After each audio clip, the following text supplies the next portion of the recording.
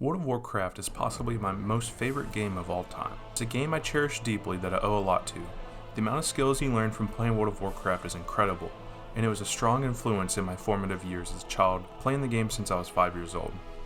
In today's analysis, I'm going to break down why World of Warcraft has survived against all other MMORPGs, and the lessons that new developers can learn from this amazing title. Firstly, whenever World of Warcraft released, the pop culture boom around the game did numbers for the title. The budget for the cinematics, TV commercials, and brand collaborations put WoW in the spotlight everywhere you turned. From going to the store and seeing World of Warcraft Mountain Dew, to Ozzy Osbourne or Mr. T in TV commercials, convincing you to buy the game. Celebrity interviews glorifying WoW to even a whole South Park episode dedicated to the phenomenon that was and is World of Warcraft. In the mid to late 2000s, it was impossible to find someone who had never heard of the game. Secondly, while the stylized, cartoony art style was off-putting to many veteran MMO players, it hit the nail on the head for what a casual audience wanted. The style was extremely evocative to younger kids and teenagers, and for some made it into a good family game. This art style, because of how cartoony and stylized, meant that World of Warcraft aged slowly over the years. By the time World of Warcraft's age started to show, new in-game content with more updated graphics started coming in, and eventually Blizzard went back to breathe new life into old models and textures. For other MMOs, they aged quickly. As gaming technology advanced, it made what was next-gen graphics look less than ideal just a few years later. But not for World of Warcraft. Games like EverQuest and Darkfall started showing their age quickly, and looking back at these games now, it's hard to imagine that this was groundbreaking at one point. I could argue that there are parallels between Fortnite's success and World of Warcraft's success, with casual gamers and appealing to younger audiences. One of the biggest reasons why World of Warcraft took off is in its mechanics.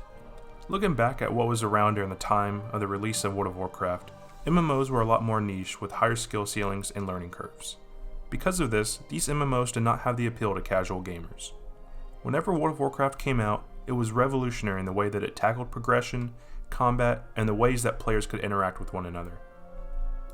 For example, when dying in World of Warcraft, your only penalty was a slight hit to your armor's durability and then having to walk back as a ghost to your corpse to respawn. Compared to EverQuest, where you lost experience and gear, this penalty was a lot more forgiving. Another way that World of Warcraft was more appealing is that it was solo friendly. Although many will argue that back in 2006, you had a harder time as a solo depending on your class. It was still possible and potentially even an enjoyable experience if you were leveling as a mage, hunter, or a warlock. Furthermore, the social dynamic amongst players made grouping up with random people a very easy experience. Friendships were created as quickly as buffing a player or helping them kill an enemy and then inviting them to a party to burgeon onwards together. All of these characteristics combined made World of Warcraft an easy game for anyone to pick up and highly addicting. You felt so rewarded when completing quests and leveling up, like you were accomplishing something big.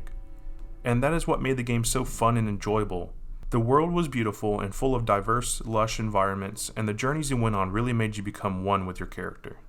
Having the game loop and mechanics so casual friendly was the final nail needed to seal the deal for people debating on buying World of Warcraft.